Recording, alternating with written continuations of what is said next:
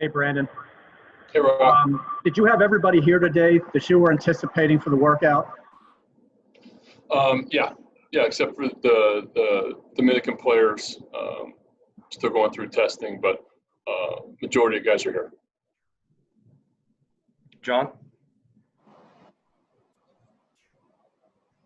For the players, first of all, hi, Brandon. Hi.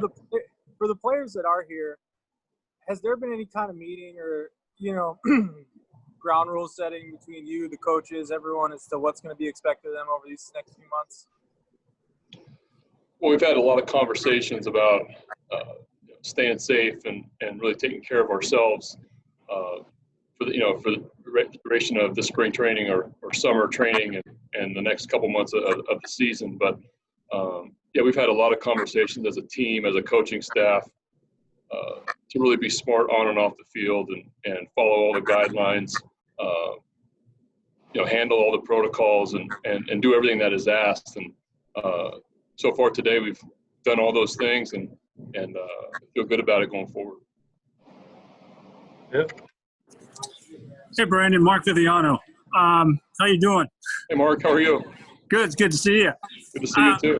How do you adjust your patience as guys are in these unusual circumstances, as well as you? Nobody's been through this before. Do you have a different mindset in terms of expectations? Well, it's new for everybody, and not just for us, but for the other 29 teams. And it's obviously different to hold a 3-week summer camp before a sprint season of 60 games. And I just feel really good about the communication that we've had as an organization, as a team, as a coaching staff these past few months. And I think we've dealt with it as well as we possibly could have. And I'm really looking forward to watching our guys play. I know our guys are really anxious to get out on the field today. They're already talking about the 24th. And we're just looking forward to competing and seeing what happens, in August and September. But this next 3 weeks is an important time to really evaluate where we are physically, get our guys in game shape as fast as possible, which is unique and something that we haven't never done before. So really need to listen to the players and see how they're feeling on a daily basis and check in with guys every single day. And then hopefully we're ready to go on the 24th. Dan? Hey, Brandon, how are you? Hey, Dan. Obviously, this is a really weird situation for everybody. We saw you sitting there, by the wall, kind of watching everything with your mask on, talking to Mike. Has there been one or two things that really struck you how different things are so far today, or has it just all been incredibly weird?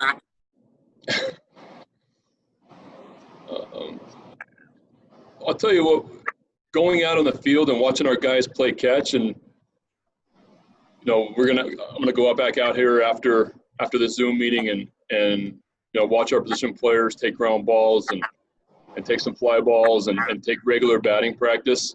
When you're out on the field, it feels normal. It's definitely different in the clubhouse. It's different in the coach's room. There's just a lot more protocols that we've all bought into to really make this a safe, healthy season and do everything we can to keep us safe as well as the players and the coaches. So it's just there's different hoops to go through that we've never had to deal with before. And the clubhouse looks different. Guys are spread out. So some of the things that we've gotten accustomed to we're making adjustments this year. But it was nice to go out in the field and watch our guys throw earlier today. And I'm looking forward to watching the position players do defensive stuff as well as hit. Thanks. Rich? Hi, Brandon. Hey, Rich. Does what you saw that first month in Sarasota matter at all now after all this time? Yeah, I think so. Yeah, I think we're still trying to find out about a lot of guys on our roster. And I really was encouraged by the momentum that we had in camp. I thought we played well. I thought our work days were fantastic. We talked about that, really trying to capture that momentum again here in these next 3 weeks, continue to play like we were in the spring training games. I think we just really had a couple bad games. Besides that, I thought we played good baseball. I thought our work was really good. So I'd like to just continue on that and keep that going, kind of capture that as quick as we possibly can, and then go into these next 3 weeks to really prepare our guys to compete and to compete on TV and to compete in the Major League season. I know that our guys we've had a lot of communication, a lot of conversations these last few months.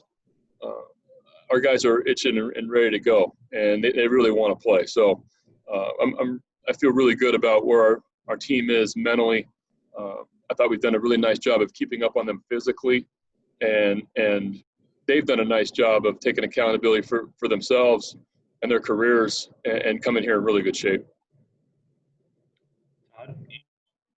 Hey, Brandon, Todd Corporation Press Box. Thanks for doing this. Quick question. A 60-game season is sort of like a sprint, for you guys. What kind of challenges does that pose for you as far as kind of getting everyone involved and sort of your day-to-day planning with such a quick schedule? Well, it's definitely a sprint. There's no doubt about it. And there's we're going to be in first place on late July. So I think that's really exciting for all of us. We don't have a ton of experience, in our clubhouse, and to be right in it with 60 games to go is going to be a lot of fun. And I think these last few months has actually brought our guys closer together. I think they've done a really nice job of staying in touch with each other. We had a Zoom call last night. It was fun to see everybody. They were kidding each other like they normally do. Everybody's in really good spirits. So we got 60 games. We're going to prepare as well as we possibly can and make the best of this really, really unique situation. Steve? Hey, Brandon. Good to see you. Steve? When your talks with Mike as you plan ahead for opening day and a couple even weeks beyond that, the younger prospects, for instance, guys who have some AAA experience or a lot of AAA experience, is there a hope to get them onto the Major League roster, particularly in light of no minor league season? Yeah, I think that anything can happen. I think that we're going to do the best we can to see as many people as possible still. And we're still in evaluation mode in a lot of ways. And I'm looking forward to, I was telling these guys last night, and we have 45 guys here. It's a competition to win the 30 spots to break when the season starts. We got 15 guys to narrow this down, and I think there's going to be a ton of competition these next few weeks. We're going to play as many inter-squad games as we possibly can. But yeah, I think you're going to see guys throughout the summer, possibly that have had quite a bit of AAA time. Before we move on to John, do you want to clarify the 45 quick, Brandon? Yeah, we added Evan Phillips, so Evan Phillips makes it 45. Thank you. John, you're up.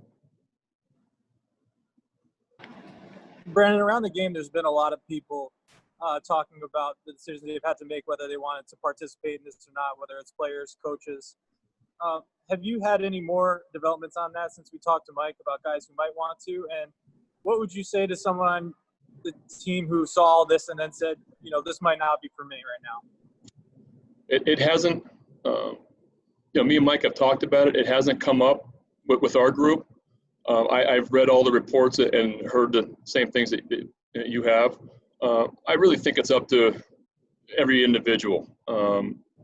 It's a real thing, and it's personal for a lot of people, and a lot of people have underlying conditions or age or whatever it may be, and I totally understand if somebody did not feel comfortable putting themselves in this situation. I totally get it. I know a lot of people that have gotten the virus, and I've seen the wide spectrum of what it can do. And I just think that it's up to the individual, and I would be in total understanding whatever decision they made. Go.